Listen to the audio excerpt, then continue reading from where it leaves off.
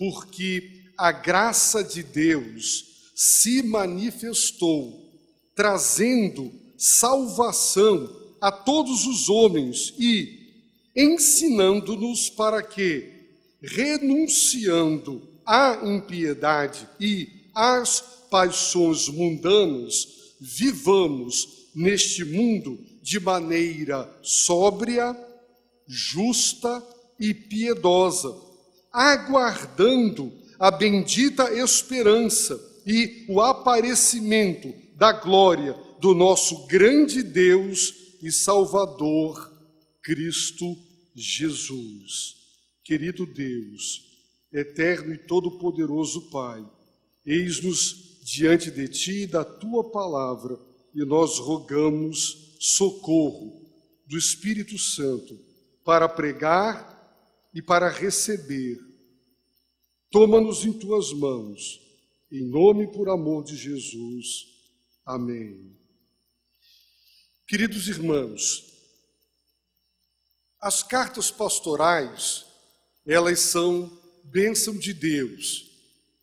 Por quê? Porque orientam os pastores sobre como proceder na casa de Deus, como também orienta a própria casa de Deus, a igreja, sobre como proceder para com os seus pastores.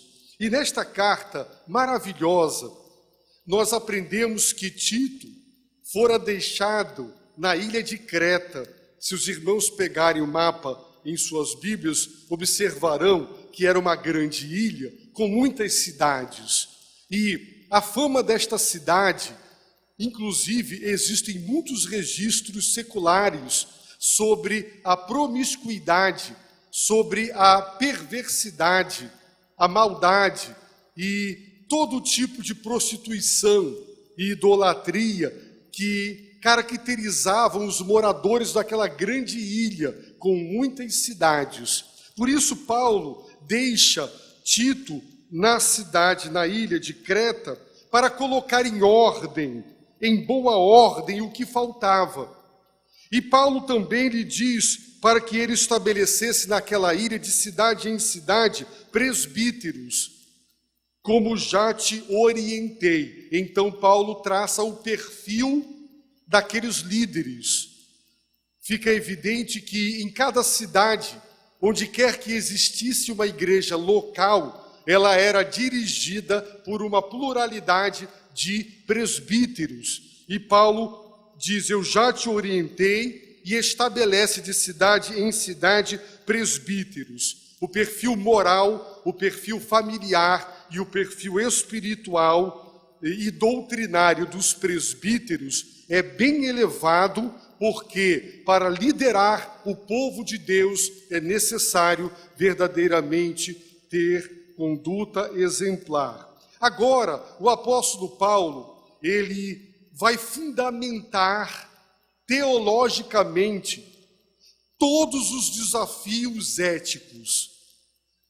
É muito importante entender que, enquanto na ética filosófica você fundamenta os valores morais e a conduta, o comportamento e o caráter na razão ou em outras coisas, a ética cristã, a moralidade cristã, o padrão de conduta, de comportamento, de vida moral e de caráter cristão, fundamenta-se na doutrina, na sã doutrina, na teologia. Portanto, a ética cristã, ela não existe em suspenso, ela está solidamente calcada na doutrina. Isso fica claro porque toda doutrina, ela vai desaguar na ética. Toda verdade de natureza doutrinária tem uma implicação moral, tem um desdobramento ético. As doutrinas cristãs não são meras teorias, não são elucubrações de teólogos. As doutrinas, elas nos ensinam as verdades sobre a natureza, os atributos de Deus e sobre a obra de Deus. E calcado nessa verdade máxima revelada por Deus, é que nós somos exortados a abraçar o elevado padrão de comportamento cristão. Por isso, a ética cristã, a moral cristã se fundamenta na doutrina. E a boa doutrina, ela tem que sempre se desdobrar em moral e em ética. Quando eu lecionava, ou quando lecionei por 8 anos no Seminário do Sul sobre ética, esse era um dos pontos que eu batia com bastante força. Doutrina redunda em moral. Vejam os irmãos. Capítulo 2, por favor, os irmãos venham para o capítulo 2. No capítulo 1, Paulo traçou um perfil espiritual, moral, familiar e doutrinário dos presbíteros, ok? Perfil moral, espiritual, doutrinário e o familiar dos presbíteros. Agora, Paulo diz assim, em primeiro lugar, ele diz o seguinte para Tito: Tito, tu, porém, fala o que está em harmonia com a sã doutrina. Tito, quando abrires a tua boca na igreja, tudo que falares precisa estar em harmonia com a sã doutrina. Não fale nada que contradiga a sã doutrina. Esse é o conselho que eu te dou. Agora, exorta os mais velhos. Versículo 3. Exorta as mulheres mais velhas. Versículo 4. Exorta também as mulheres mais velhas para que elas ensinem exatamente o seguinte para as mulheres mais novas. Versículo 6. Exorta de igual modo os jovens. Agora, versículo 7, Paulo volta a exortar Tito dizendo que a tua conduta seja exemplar em tudo. Agora, no versículo 9, exorta os servos ou exorta os escravos. Portanto, se os irmãos lerem, Paulo está dizendo, Tito, eu te exorto para que você tenha conduta moral elevada e ilibada. Exorta aos mais velhos, para quê? Para que eles sejam equilibrados. É isso que se espera de pessoas idosas e cristãs. Pessoas que sejam respeitáveis, sóbrios, sadios na fé, no amor e na constância. É assim que os mais velhos no seio da igreja devem se comportar. As mulheres mais velhas, exorta para que elas sejam reverentes no viver, para que elas não sejam caluniadoras, para que elas não sejam dadas a muito vinho. Elas podem até beber um vinho, mas não muito, né? Mestras do bem. E aqui ele diz, agora ensina as mais velhas para elas ensinarem o seguinte padrão de conduta para as mulheres mais novas, que elas também sejam equilibradas, mulheres puras, eficientes no cuidado do lar, bondosas, submissas ao marido. Agora exorta os jovens, equilíbrio, jovens sejam equilibrados. Agora para o próprio Timóteo, verso 7, que a tua conduta seja exemplar em tudo, na doutrina, mostra integridade, sobriedade, linguagem sadia e irrepreensível. E aos servos ou aos escravos, para serem submissos aos seus senhores. Então, imaginem os irmãos comigo, que os mais velhos se dirigissem a Tito dizendo, por que nós devemos proceder assim? Imaginem que as mulheres mais velhas dissessem, pastor Tito, por que esse é o nosso padrão de conduta? Imagine que os jovens também o questionassem, e que os escravos também questionassem o padrão de conduta cristã. Como Tito explicaria, como ele fundamentaria? Você diz assim, meu filho, isso é errado, não faça. E ele diz, por quê? Nós queremos a razão para agir dessa maneira e não dessa maneira. Então, Paulo agora vai fundamentar teologicamente a razão porque toda a igreja e cada um dos grupos devem se comportar com aquele padrão exigido. Por quê? Verso 11. Porque a graça de Deus se manifestou. Esta expressão, porque, tanto no grego quanto em português, ela é a conclusão lógica, ela é a fundamentação. vocês devem agir assim pela seguinte razão: porque a graça de Deus se manifestou. Logo, quando dizemos aos jovens, guardem-se para o casamento, não tenham vida sexual antes do casamento. O sexo é dom de Deus para o matrimônio, é bênção de Deus para o amor conjugal. E se os jovens dissessem, pastor, por que devemos nos guardar? Por que devemos abraçar este padrão moral tão elevado? Porque a graça de Deus se manifestou. Se nós disséssemos, as pessoas não se viciem, não tenham hábitos e costumes calcados no vício. Por quê? Porque a graça de Deus se manifestou. A razão porque devemos ter um comportamento moral, íntegro, reto, santo, é teológico. A razão é, a graça de Deus se manifestou. A palavra epifania é traduzida por manifestar, tornar público. Algo que está escondido, oculto, e que se mostra, que se permite ver, se dá a conhecer. A graça de Deus, essa maravilhosa graça de Deus, encontrada abundantemente no Antigo Testamento, para com o povo de Israel, ela se manifestou quando o Filho de Deus se encarnou. Ocorreu uma manifestação da graça. A graça de Deus se permitiu filmar de corpo inteiro, fotografar de corpo inteiro. Houve uma manifestação, uma epifania da graça. Por isso João, no seu primeiro capítulo do Evangelho, ele diz, cheio de graça e de verdade. Sim, Jesus era cheio de graça. Quando ele falava, todos se admiravam das palavras de graça que saíam dos seus lábios. Por quê?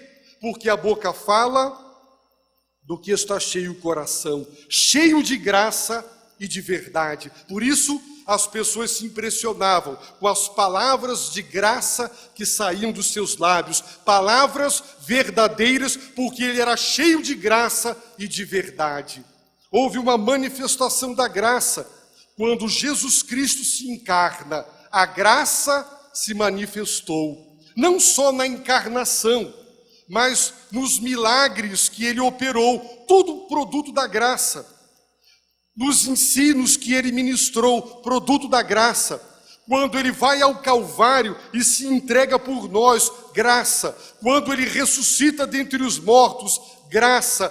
Do início ao fim, graça sobre graça, como diz o apóstolo Paulo. A graça se manifestou. Esse amor imerecido, maravilhoso, incondicional, se manifestou. Sabe como? Trazendo salvação. A graça se manifestou salvadoramente. Não há salvação senão pela graça. A palavra de Deus é clara. E aqui, meus irmãos, nós encontramos um ponto importantíssimo para destacar. Paulo, que pregava, e Deus o usou para isso, que a salvação é pela graça, é pela bondade do doador da salvação e não mérito do receptor, que a salvação não é produto da nossa obediência às regras morais, mas ela é graça. Fez com que Paulo fosse acusado de estar incentivando o pecado. No final do capítulo 5 de Romanos, ele diz que a lei foi introduzida para ressaltar o pecado.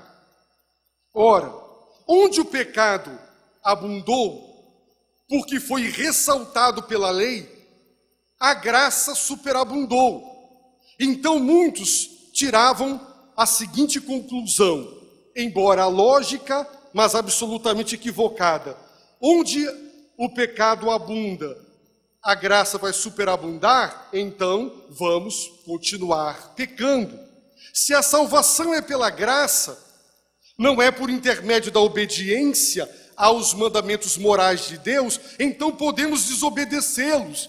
Mas Paulo diz lá, de modo nenhum. E aqui ele está mostrando que a razão por que temos que ser éticos, santos, íntegros, retos, é justamente porque a graça se manifestou. O fato de que a salvação é pela graça, não é pela nossa obediência, ela não nos desobriga da obediência para revelar que somos salvos. Por isso aqui em Tito, esse é um texto tremendo, é um texto muito importante teologicamente falando, nos debates, quando se trava combate na área da doutrina. Por quê? Porque de uma maneira bem clara, Paulo, ele no capítulo 1, traça o perfil moral, o perfil espiritual, o perfil doutrinário e o perfil familiar dos presbíteros. Então, no capítulo 2, ele exorta o próprio Tito como pastor e presbítero, ele exorta os mais velhos, as mulheres mais velhas, os jovens, as mulheres mais novas e os escravos. E ele fundamenta toda essa exortação moral na graça de Deus que se manifestou. Portanto, realmente, a salvação é pela graça, mas a mesma graça pela qual somos justificados é a mesma graça pela qual somos santificados. Se a graça justifica, a graça também santifica. A graça de Deus, esse favor de Deus para conosco, não nos incentiva ao pecado, como muita gente conclui de maneira equivocada e até carnal. Então, a graça se manifestou, ela se encarnou e ela trouxe salvação a todos os homens. Ora, nem todos os homens são salvos, nós sabemos disso. Portanto, Paulo não poderia jamais estar dizendo, como alguns universalistas, existem igrejas e existem teólogos que vão dizer que, uma vez que a graça se manifestou, ela trouxe salvação e todos serão salvos. Todos serão salvos. Mas esta passagem é melhor compreendida quando se diz trazendo salvação a todos os homens, é para dizer a todos de maneira absolutamente indiscriminada. Paulo acabara de falar dos escravos. Se você for à Índia, você vai ver que é uma sociedade estratificada. Existem castas. A que está aqui não casa e não vive com quem está na última. Imagine, você leva o evangelho para todas elas. Não há distinção de classes. O evangelho, a graça se manifestou de forma salvadora para todos os homens. Sejam eles escravos, sejam livres, sejam senhores, sejam ricos, sejam pobres, sejam de pele amarela, sejam brancos, sejam negros, a graça se manifestou e ela trouxe salvação de Deus que é oferecida indiscriminadamente a todos os homens, inclusive aos escravos, que ele acaba de dizer. O versículo 9 e 10, que antecede o 11, diz: exorto aos servos, para que sejam submissos a seus senhores em tudo, agradando-os sem reclamar, e que não furtem. Em vez disso, devem demonstrar perfeita lealdade, para que em tudo mostrem a beleza da doutrina de Deus, nosso Salvador. Porque os escravos deveriam ser submissos aos seus senhores, e Pedro diz, inclusive aos maus, aqueles senhores despóticos e que maltratavam os escravos. Por quê? Porque a graça de Deus se manifestou. Essa manifestação da graça exige daqueles que foram alcançados por ela, que vivam dignamente, que vivam à altura da graça recebida. Ela trouxe salvação a todos os homens, indiscriminadamente, e todos os que ouvirem a mensagem da graça, se arrependerem e crerem, serão salvos. Agora, o apóstolo dá um passo à frente e diz assim, ensinando-nos. A palavra paideia, que é tão conhecida para quem estuda educação, pedagogia, paideia, instruindo-nos, educando-nos ou ensinando-nos. Paulo, ele tem o hábito de quase personificar. Às vezes ele fala do pecado como se o pecado fosse uma pessoa. Agora ele fala da graça como se a graça fosse uma professora, uma mestra. Ele está dizendo que nós, cristãos, nós estamos e somos matriculados na escola da graça. E sabe quem é a mestra? Sabe quem é que ensina nessa escola? A própria graça. A graça de Deus que se manifestou, ela ensinando-nos para quê? Paulo não diz o que a graça ensina, mas ele diz para que ela ensina o que ela ensina. E aqui, meus irmãos, eu faço uma observação. Como me entristece quando eu vou ouvir educadoras cristãs formadas em educação cristã e que falam e querem produzir literatura cristã e fazer educação cristã ou religiosa e partem dos pressupostos filosóficos da educação. A filosofia da educação estabelece os fins da educação. Quando educamos, educamos para quê? Quando ministramos esses conteúdos, qual é o nosso alvo? Qual é o nosso propósito? A educação cristã não tem, meus irmãos, propósitos filosóficos, mas teológicos. E aqui Paulo está dizendo, ensinando-nos para quê? Não está dizendo o que a graça ensina, mas está ensinando o propósito. A graça de Deus nos ensina com o seguinte propósito. Primeiro, renunciando à impiedade e às paixões mundanas, vivamos neste mundo de maneira sóbria, de maneira justa e piedosa, e aguardando a bendita esperança e o aparecimento da glória do nosso grande Deus e Salvador Cristo Jesus.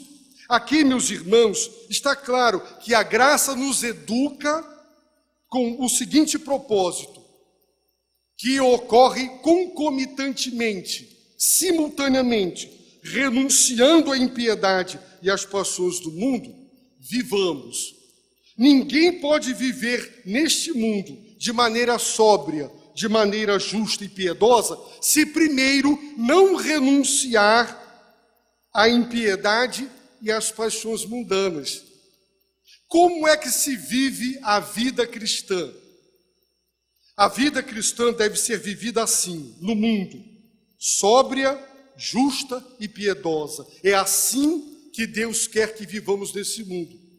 Só que tem um impedimento. Para eu conseguir viver assim, primeiro eu preciso renunciar à impiedade e às paixões mundanas. Porque se primeiro eu não negar, se eu não renegar, se eu não renunciar a isso, eu não poderei viver de maneira sóbria, justa e piedosa. São dois modos de vida incompatíveis. Quem vive de maneira ímpia e de acordo com as paixões mundanas, não viverá de maneira sóbria, justa e piedosa. Muito menos aguardando a bendita esperança. Então, irmãos, Jesus se encarnou, a graça se manifestou. Ela trouxe a salvação de Deus. E ela também veio nos ensinar as verdades de Deus com esse propósito. Primeiro, renunciando. O verbo encontra-se num tempo na língua grega que descreve um acontecimento que ocorreu de uma vez por todas. Eu me casei com a Dalimar. Houve um momento, alguns anos atrás, específico, no qual eu casei com ela, de uma vez por todas. Mas eu continuo no mesmo estado. Algo que foi feito de uma vez por toda no passado, mas que encontra-se exatamente do mesmo modo no tempo presente. Então, o apóstolo está dizendo que quando você se converteu, naquele momento, você rompeu, você renunciou, você disse não à impiedade. Você disse não às paixões mundanas.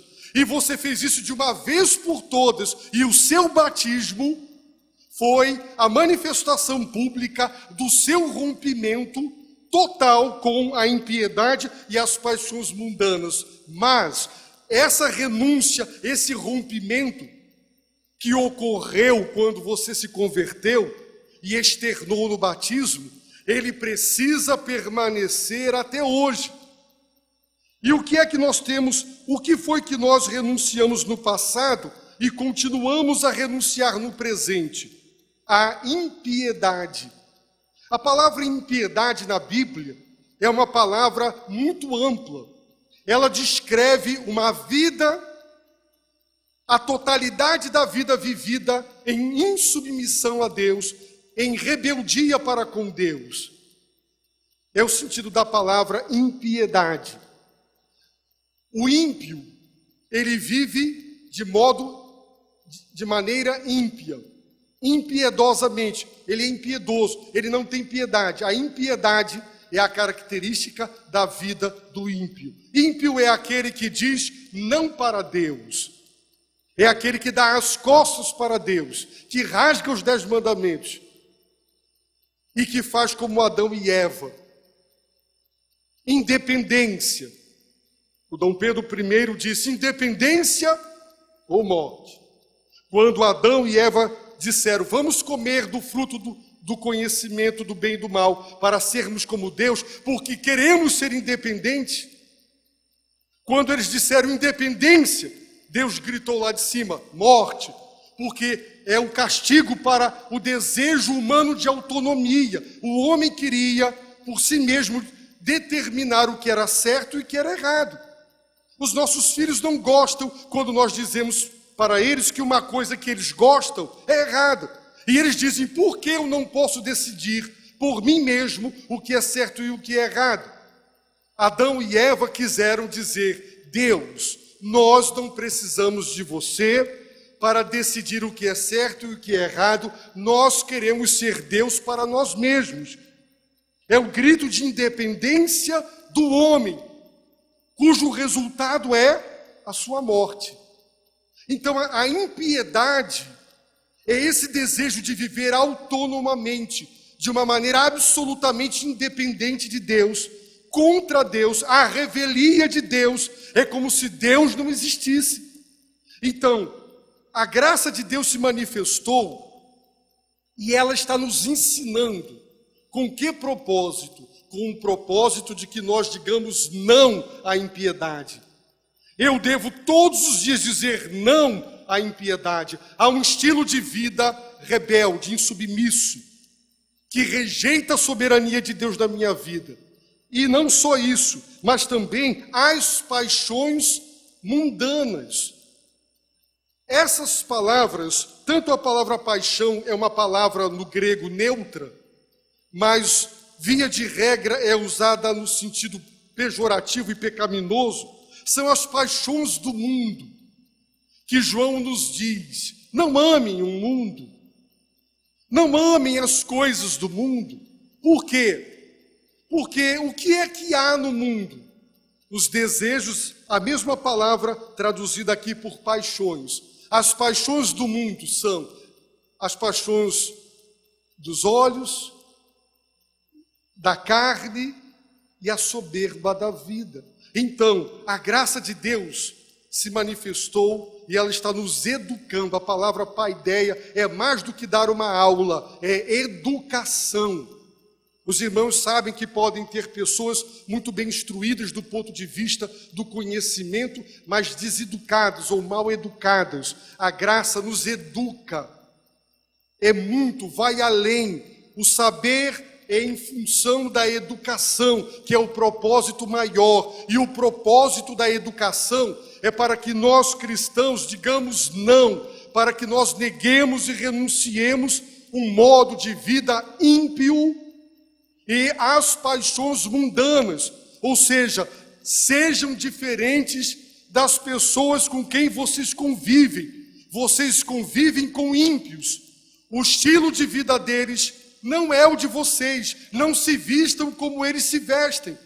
Se você vai para a praia de fio dental, você está indo para a praia de uma maneira ímpia. É um modo ímpio de se comportar e de se vestir. Se você fala palavrão, se você xinga todo mundo, se você é desonesto, você está agindo como uma pessoa ímpia. Então, diga não à impiedade. Diga não, porque você não é ímpio. Renuncie a essas paixões mundanas. Agora, concomitantemente, à medida que eu vou renunciando às paixões mundanas, eu vou vivendo neste mundo. Como? De maneira sóbria, justa e piedosa. Os irmãos estão percebendo que cada palavra dessa descreve um tipo de relacionamento que o cristão deve ter? Primeiro, consigo mesmo, sóbrio. Segundo, com o próximo, justa. Terceiro, para com Deus, piedosa. A vida é uma rede de relacionamentos. Eu convivo comigo mesmo. E já ouvi pessoas dizerem, eu não me suporto. É, para mim, um peso conviver comigo mesmo. Não gosto do jeito que sou. Não queria ser assim, eu não me suporto. Ela tem um relacionamento com ela de conflito. E com os outros? É injusto, porque engana, explora, trai. E para com Deus? Às vezes é impiedade. Então Paulo pegou 3 palavras que descrevem os 3 relacionamentos comigo, com o próximo e com Deus. Então, eu devo viver neste mundo de maneira sóbria. Essa palavra é traduzida em outros lugares da Bíblia como autocontrole, autodomínio. Eu preciso de autodomínio. Sóbrio é uma palavra que logo nos faz pensar em alguém que está alcoolizado. Não, eu estou sóbrio. Quando alguém diz assim, ele quer dizer, eu não bebi. Eu não estou sob o controle do álcool, da droga. Eu estou sóbrio. Sobriedade é estado de lucidez. Uma pessoa alcoolizada, segundo a medicina, o álcool, ele adormece a parte central do cérebro, onde está localizada as decisões, o juízo. Por isso, uma pessoa que bebe, ela perde o seu juízo, e é isso que a gente diz na prática, e ela fala o que ela não falaria se ela estivesse sóbria, porque os freios foram tirados. Tire o freio do carro e você vai ver o que acontecerá. O rapaz tímido, ele quer falar para a moça e ele não consegue, e a gente vê, né, ele vai lá e bebe para ter coragem de procurar a moça e falar o que ele não consegue sóbrio. Por quê? Porque ele se neutraliza. A palavra sóbrio significa você não está sob nenhuma escravidão. Se você é escravo do prazer, se você é escravo da pornografia, se você é escravo de álcool ou de qualquer outra coisa, se tem alguma coisa na sua vida ou alguém na sua vida que você diz, não vivo sem essa pessoa e sem isso, então você não é sóbrio, você está sob a influência, uma influência que te controla e que não é você e nem é Deus. Então Paulo está dizendo, viver de uma maneira sóbria é viver com autocontrole, com autodomínio. Eu tenho paixões. O meu corpo quer muito mais dormir do que ele precisa. Ele quer muito mais comida do que ele precisa. Ele quer muito mais prazer do que ele precisa. O nosso corpo, por causa da queda, ele é indisciplinado. E se nós não tivermos autocontrole, nós vamos comer tudo, nós vamos dormir muito, vamos trabalhar pouco. Se nós não tivermos autodomínio, nós estaremos brigando com todo mundo, toda hora chegando às vias de fato com as pessoas. Autodomínio. Deus, a graça de Deus nos ensina que nesse mundo nós temos que viver com autocontrole, com autodomínio, para que nós não percamos, meus irmãos, como se diz, as estribeiras e falemos procedamos e nos comportemos sob a influência do álcool, da droga, do prazer, do pecado, o que quer que seja. Como eu devo viver? Sóbrio, autocontrole. Segunda palavra, justa. Esta palavra se refere ao relacionamento com o outro. Você pode dizer que é justo para com os seus empregados? Você pode dizer que é justo para com o seu patrão? Você pode dizer que você é justo com os seus filhos? Você bate muito, você é injusto. Você castiga mais do que eles merecem. Você é justo com a sua esposa. Quantas esposas se sentem injustiçadas, não são tratadas com justiça, com retidão, como merecem? Injustiça. Será que nós somos aqui injustos uns com os outros?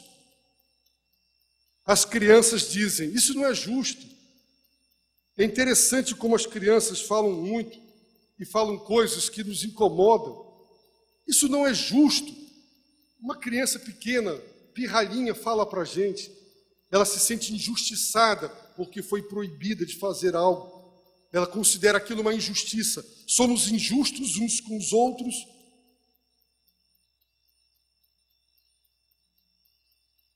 Irmãos, Deus espera que sejamos justos. Se você faz as pessoas trabalharem mais tempo do que deveriam para você e não paga hora extra, você é injusto. Se você faltou ao seu trabalho e trabalhou menos horas do que devia, você está sendo injusto com o patrão. Eu não estou falando de caso de doença, estou falando de deliberadamente não querer trabalhar, não cumprir as horas. Isso é injustiça. Você está roubando. Aquele tempo não é seu. Então, justiça, meus irmãos, é dar ao outro o que o outro é digno. É dar ao outro o que é reto, o que está de acordo com a lei. Eu não gosto muito de falar isso porque tem leis imorais, que quando aplicadas, elas promovem a injustiça. Mas se as leis fossem justas, quando aplicadas, elas promoveriam a justiça social. Mas acontece, infelizmente, muitas vezes o inverso. Mas nós temos que viver de maneira justa. Tratar as pessoas de maneira justa. Às vezes nós somos muito críticos. Teve um irmão que expressou sua opinião e tem tantas coisas boas acontecendo, mas para aquele irmão está tudo ruim, nada está bom na igreja. E eu parei para pensar, será que essa é uma opinião justa? Que a igreja tem muitas coisas para melhorar? Com certeza tem. Não há quem não precise melhorar, não há instituição que não possa e não precise melhorar sempre. Mas considerar que as coisas não estão bem é injustiça. Então, o que é justiça? É dar o que é devido. Só há paz quando há justiça. Existe paz no coração se não tem justiça? Quando uma pessoa te faz o mal e a justiça pune aquela pessoa, você fica em paz. Ele recebeu o que merecia. Justiça. Nós queremos que as pessoas recebam de acordo com o que fizeram.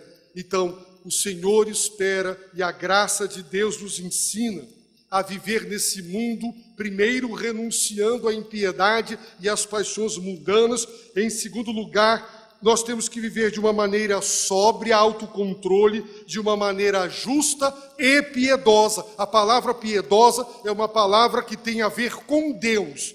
Deus espera que eu seja piedoso, ou seja, devoto, que eu seja consagrado, que eu seja um homem que o teme, que o busca. A piedade é também uma palavra muito rica na Bíblia para descrever toda uma vida devotada, consagrada e em submissão daquele que vive para Deus, daquele cujo alvo de vida é agradar a Deus. Uma pessoa piedosa é uma pessoa que ama a Deus e ela pensa, eu quero viver a minha vida de um modo que alegre e agrade a Deus, mesmo que desagrade aos homens. Isso é piedade. E Paulo diz: Timóteo, exercita-te na piedade, seja piedoso. Onde estão os piedosos, os homens e as mulheres de oração? A oração é a revelação máxima da dependência de Deus. Quando um crente não ora, ele está igual a Adão e Eva, dizendo: independência, eu quero tocar a vida sem Deus. Mas quando o crente ora, ele está dizendo: eu dependo de forças, eu dependo de sabedoria divina, eu dependo de direção dos céus. A oração é a revelação máxima da dependência. Quem não ora está dando evidências de que não depende de Deus e nem quer autonomia. Então a piedade é uma postura de vida, é um modus vivendi, é viver de uma maneira totalmente dedicada a Deus. Mesmo que você trabalhe fora, mesmo que você se envolva em todas as atividades, porque a vida como um todo, ela interessa a Deus. E não só esses momentos que nós estamos aqui em adoração. Meus irmãos, a graça se manifestou. Que bênção, não é? A manifestação, uma epifania da graça. A graça se encarnou. A graça se encarnou trazendo salvação, libertação. Ela se encarnou para nos educar. E é óbvio que o ensino da graça é temor a Deus. E o propósito do que ela nos ensina são esses dois. Ela nos ensina a renunciar e a viver. Mas uma terceira lição a graça nos ensina: aguardando, a aguardar. Essa palavra no grego, segundo os exegetas, significa aquele que espera de maneira impaciente. Ele não vê a hora, ele quer a volta de Jesus, ele aguarda. Ele vive o seu dia a dia aguardando a bendita esperança. Irmãos, lamentavelmente,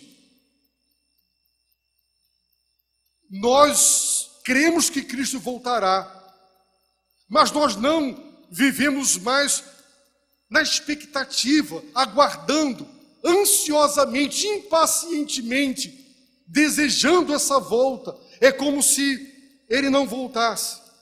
Teoricamente, nós cremos que ele voltará, mas nós vivemos o dia a dia sem essa expectativa e esperança. Porque João diz que quem nele tem essa esperança se purifica. Os irmãos observem que o amor à volta do Senhor não gera alienação, como dizem os supostos filósofos. Não nos anestesia, nem nos dopa e nem nos droga. Essa escatologia, esse desejo pelas últimas coisas à volta do Senhor, faz com que nós busquemos purificação. E é isso que Paulo está dizendo. A graça nos ensina, em primeiro lugar, a renunciar e a viver destes três modos e a viver aguardando a bendita esperança e o aparecimento. Os irmãos, a palavra aparecimento é a mesma palavra grega traduzida no verso 11 como manifestou, epifania. Então, aguardando a bendita esperança e a manifestação da glória. Observem, duas manifestações. Uma epifania da graça, quando Jesus se encarna, uma epifania da glória, quando ele voltar. Nós estamos vivendo entre as duas manifestações, entre os dois aparecimentos. O aparecimento da graça, quando o Filho de Deus se encarna, e o aparecimento da glória, quando ele voltar. A glória de Cristo, que estava oculta e velada pela sua carne, pelo seu corpo, mas que era vista quando ele operava sinais, porque João diz: vimos a sua glória. Quando ele operava sinais, vislumbres da sua glória, da sua divindade, resplandeciam.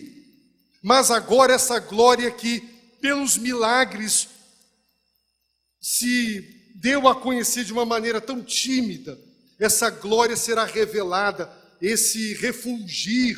A palavra glória nos dá a ideia de que se existe o sol, existe a luz do sol, a luz, a glória é o resplendor. Então, Paulo está dizendo, a graça, Jesus Cristo veio, e Ele veio para nos educar, Ele veio para nos salvar e para nos educar. Devemos viver nesse mundo renunciando às paixões, renunciando à impiedade. Devemos viver nesse mundo de maneira sóbria, de maneira justa e piedosa, e também devemos viver aguardando, ansiosamente aguardando, essa esperança bendita. Qual? A esperança da epifania da glória, o aparecimento da glória. De quem? Daquele que Paulo chama de nosso grande Deus e Salvador. Ele está falando do Pai, ele está falando de Cristo Jesus. Aqui a divindade do Senhor é exaltada. Na história da igreja, essa é uma das passagens que foi usada como uma arma poderosa nas mãos dos fiéis para combater os que negavam a divindade de Jesus Cristo. De maneira bem clara, bem explícita, Paulo diz que a glória, que é uma palavra que descreve a divindade, essa divindade de Cristo se manifestará. Ele é o nosso grande Deus, Megatheos, grande Deus e Salvador. Quem é Ele? É Cristo Jesus. Ele é divino, Ele é o próprio Deus. É isso que a graça nos ensina. Por isso, eu termino dizendo aos irmãos, vivemos na expectativa da volta, ou nós vivemos como os ímpios. Para eles, Jesus não vai voltar coisa nenhuma. Eles levantam e vão dormir. Eles não aguardam. Irmãos, quando um parente nosso diz assim, nós vamos para Manaus, a gente fica contando os dias, né? Para a chegada. Puxa, que gostoso. Você marca um encontro com a sua amada, né? E ela atrasa. As mulheres atrasam, os irmãos sabem disso. Aí a gente fica lá esperando, né? Aí o que acontece? Você fica ansioso pela chegada dela. E quando ela chega bonita, né? A sua formosura se preparou para você, aí vem a recompensa da espera, né? Então, irmãos, nós temos que esperar o Senhor assim, impacientemente, ansiosamente. Mas a maioria de nós pensa assim, eu vou morrer e eu vou ao encontro com Cristo. Perdemos o amor pela volta do Senhor. E isso é um prejuízo tremendo na vida espiritual da igreja. A igreja, quando perde a expectativa do retorno glorioso, triunfal, pessoal de Jesus Cristo, ela se mundaniza. Ela passa a viver como o mundo vive, porque o mundo não tem essa expectativa. O mundo não tem esta esperança bendita de que Ele voltará. E nós deveríamos orar de acordo com o nosso roteiro. E o roteiro da oração é, venha o teu reino. Seja feita a tua vontade. Venha o teu reino. Primeiro não é o pão diário. Primeiro é, Pai, santificado seja o teu nome, venha o teu reino, venha, que ele venha, que o reino de Deus seja de uma maneira final, consumado e estabelecido sobre todo o universo. Ele já é real, mas agora nem todo joelho se dobra, e nem toda língua confessa, e nem todos vivem para a glória de Deus, mas esse momento chegará, e nós devemos amar a vinda do Senhor, como diz o apóstolo Paulo. A coroa da justiça aguarda aqueles que amam o Senhor e amam a sua vinda. Por isso, meus irmãos, aprendamos que o padrão moral de conduta que Ele exige de nós está fundamentado na encarnação de Cristo e no ministério de educação, de instrução de Cristo, para que vivamos desses três modos, simultaneamente renunciando, simultaneamente vivendo de modo justo, sóbrio e piedoso e aguardando o aparecimento maravilhoso do Senhor da glória. Deus nos abençoe. Amém.